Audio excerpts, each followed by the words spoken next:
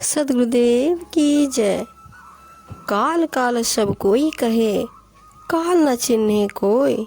जीती मन की कल्पना, काल कहावे सोए।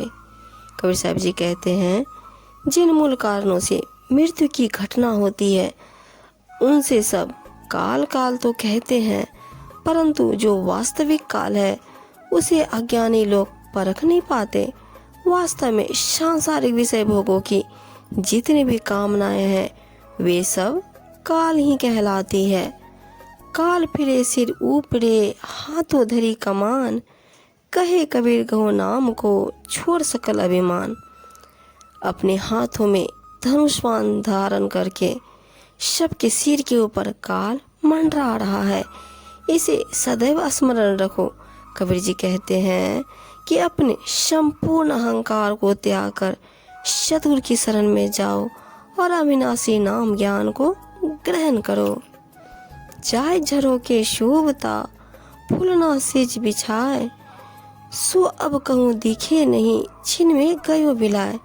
साहब जी बताते हैं, जिनके महल में अटारियों के झरोखे से शीतल वायु आती थी और वे फूलों की शैया पर सूख के नींद सोते थे, वे अब कहीं भी दिखाई नहीं पड़ते। क्षण भर में ही वे सब काल के शिकार हो गए। इसलिए काल से सचेत रहकर निज कल्याण का साधन करो। कबीर पकड़ा दूर है, आए पहुंची सांझ। जन जन को मत राखता, वैश्या रही गई बांझ। कबीर जी कहते हैं कि अभी तो जीवन कल्याण की सफलता का लक्ष्य बहुत दूर है और शाम यानी कि वृद्धावस्था आ गई। जिस प्रकार वैश्या के अनेक प्रेमी होने पर भी वह बांझ रह जाती है, उसी प्रकार जन जन की मत धारणाओं के मुंह में पड़कर कल्याण साधन से रहित रह गया। काल जीव को ग्रास ही, बहुत कहो समुझाए। कहे कबीर मैं क्या करूं, कोई नहीं बतियाए। सतगुरु कबीर जी कहते हैं, बहुत प्रकार से कहा सुना और अच्छी तरह से समझाया कि यह जीव देह काल का ग्रास है, इससे यह बच नहीं पाएगी। परंतु इस कटु सत्य संदेश पर कोई विश्वास नहीं करता। काल हमारे संग है, कस जीवन की आस। 10 दिन नाम संभाल ले, जब लग पिंजर सांस। साहब जी बताते हैं, जब काल हमारे साथ लगा हुआ है तो फिर कैसे जीवन की आशा करें। यह तो मिथ्या मोह है। जब तक इस शरीर रूपी पिंजरे में श्वास है तब तक ही अवसर है। जब तक काल तेरे शरीर में श्वास को खींच लेगा उससे पूर्व ही तू सतगुरु के नाम ज्ञान सुमिरन कर लेना। सतगुरु की कृपा से तेरे जीवन का कल्याण हो जाएगा।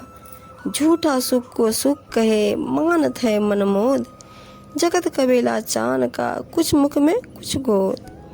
यह संसारिक व्यक्ति झूठे क्षणिक सुख को वास्तविक सुख कहता है और मन ही मन प्रसन्न होकर खुशी के उत्सव मनाता है, परंतु यह सारा जगत काल का चबेना है। वहाँ कुछ तो उस काल की गोद में है और कुछ उसकी मुट्ठी में। वह क्रमशः सबको चलाता जा रहा है। जहाँ दिश ठाड़े सुरमा, हाथ लिए हथियार। सभी यह तन देखता, काल ले गया मार। साहब जी बोलते हैं, 4 दिशाओं में अपने हाथों में बड़े बड़े हथियार लिए हुए शूर भी सतर्क खड़े थे, परंतु यह सारा प्रपंच व्यर्थ हो गया। चलती चाकी देख के दिया कबीरा रोए। 2 पाटन के बीच में साबुत बचाना कोई। इस द्वंदात्मक संसार में माया रूपी चक्की के 2 पार्ट यानी कि सुख व दुख, अहंता ममता जैसे हैं। इस माया की चक्की को चलते हुए देखकर कबीर जी कहते हैं कि रोना आता है। इसके 2 पार्टों के बीच में जो भी सांसारिक व्यक्ति आ जाता है वह बच नहीं पाता है। मूसा डर पे काल सो, कठिन काल का जोर। स्वर्ग भूमि पाताल में, जहाँ जाओ तहाँ गोर। महाकाल की कठिन अपरिमित शक्ति से मूसा जैसे पीर पैगंबर भी डरते थे और अल्लाह खुदा का नाम लेते हैं। स्वर्ग में भूमि पर और पाताल में चाहे जहाँ भी जाइए वहाँ पर कब्र शमशान दिखाई पड़ता है, अर्थात सर्वत्र काल के काले कारनामे हैं।